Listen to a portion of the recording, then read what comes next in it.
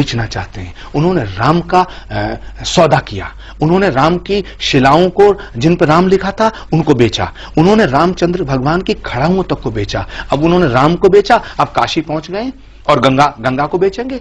इतने दिन से 3 महीने होने को जा रहे हैं इस सरकार को। मैं बड़ी साफ दिल से कहना चाहता हूं कि काम एक रत्ती का नहीं हुआ है। लफ्फाजी हो रही है कोरी, मुझे ये बताइए, हो रही है गंगा के नाम पर। आपने जो बात कही कि राम के नाम पे सौदा हो रहा है, गंगा का सौदा हो रहा है। आप भारतीय संत समिति के अध्यक्ष हैं और भी बहुत सारे ऐसे ऑर्गेनाइजेशन हैं जो धर्म की रक्षा के लिए हैं, धर्म को किसी तरह से व्यवसाय में ना बदला जाए, उसके लिए आप लोग विरोध क्यों नहीं करते? आप लोग जनता के सामने क्यों नहीं बताते? ये आपने मुझसे जो पूछा है, जो मेरा जवाब है, ये अपने आप में एक विरोध है। और माफी के साथ कहना चाहता हूं मैं कि नरेंद्र मोदी जी की सरकार जब से आई है तो संत जो है दहशत में है। संत दहशत में क्या मतलब? संत दहशत में है, और जो संत सच बोल रहा है वो इनके निशाने पे है, वो इनके निशाने पे है। ये देश केवल, इसकी खूबसूरती पता क्या है? इसकी खूबसूरती ये है कि यहाँ मोहम्मद रफी गीत गाता है कि बड़ी देर भई नंदलाला तेरी राह तकें ब्रजवाला।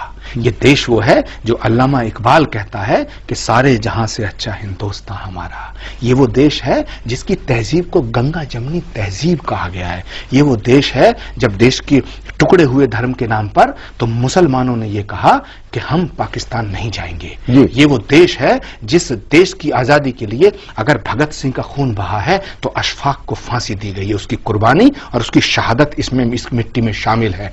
अशफाक उल्लाह खां से जब पूछा अंग्रेज ने कि तुम्हारी आखिरी ख्वाहिश क्या है, उसने कहा कि कुछ आरजू नहीं, गरारजू तो ये है, लाकर जरा सी रख दो खाके वतन कफन में। मैं पूछना चाहता हूं कि क्या वो अशफाक उल्लाह खां की कुर्बानी को क्या जवाब देगा आरएसएस? वीर अब्दुल हमीद ने पाकिस्तान से लड़ते हुए दुश्मन के टैंक तोड़े थे, अपने बदन की बोटियां। ये देश सबका है। चंद्रशेखर आजाद ने अगर इस देश के लिए कुर्बानी दी है तो ये देश क्या केवल ब्राह्मणों का है? भगत सिंह ने अगर इस देश के लिए कुर्बानी दी है तो इसलिए दी गई थी कि ये देश केवल सरदारों का है? अशफाक उल्लाह खान ने अगर कुर्बानी दी तो क्या ये देश केवल मुसलमानों का है? ये देश जितना हिंदुओं का है उतना ही मुसलमानों का है। आपने बड़ी अच्छी बात कही कि ये देश जितना हिंदुओं का होता है उतना मुसलमानों का है, लेकिन रह रह करके कुछ ऐसी चीजें होती हैं जिससे मुस्लिम समाज की अगर बात करें, आपने नाम लिया है तो मैं आपसे सवाल कर रहा हूं कि उनको ये लगता है कि शायद उनके साथ यहां पे न्याय नहीं हो रहा है। अभी कुछ दिनों से आपने देखा होगा कि बहुत सारे मुसलमान नौजवान दहशतगर्दी, आतंकवाद के आरोप में पकड़े जाते हैं, बरसों बरस तक जेल में रहते हैं और उसके बाद एक अदालत ये कहती है कि नहीं, इनके ऊपर जितने आरोप थे वो गलत पाए गए। इसके लिए किसको जिम्मेदार आप मानते हैं? देखिए, ये एक इंटरनेशनल साजिश है। अमेरिका किसी कीमत पे नहीं चाहेगा कि भारत और पाकिस्तान के रिश्ते मजबूत हों, पहली बात।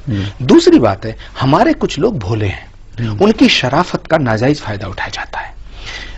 मिसाल के तौर पे इतिहास गवाह है, गांधी की हत्या किसी मुसलमान ने नहीं की। इंदिरा गांधी की छाती को छलनी किसी मुसलमान ने नहीं किया। राजीव गांधी के टुकड़े किसी मुसलमान ने नहीं किए। बेअंत सिंह की हत्या किसी मुसलमान ने नहीं की। ललित माकन को किसी मुसलमान ने नहीं मारा। ये क्या है? ये क्या है?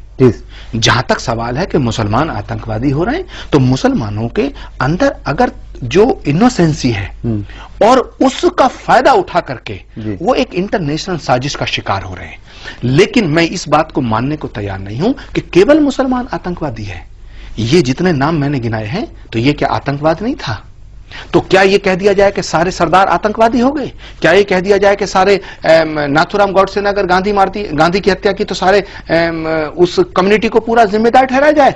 आतंकवाद और अपराध कोई कम्युनिटी नहीं करती है, ये व्यक्ति इंडिविजुअल करता है। ये व्यक्ति करता है। लेकिन जो व्यक्ति करता है वो अगर मुसलमान है तो उसको सजा दी जाए, उसे आतंकवादी माना जाए।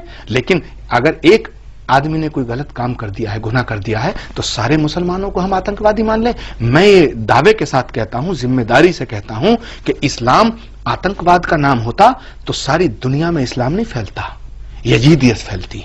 इस्लाम मोहब्बत का, इबादत का, कुर्बत का, खिदमत का और इबादत का नाम है। ऐसे ही हिंदू धर्म दया का, शील का, क्षमा का, करुणा का, त्याग का नाम है, तपस्या का नाम है। आपने इतनी बढ़िया बात कही है, लेकिन ये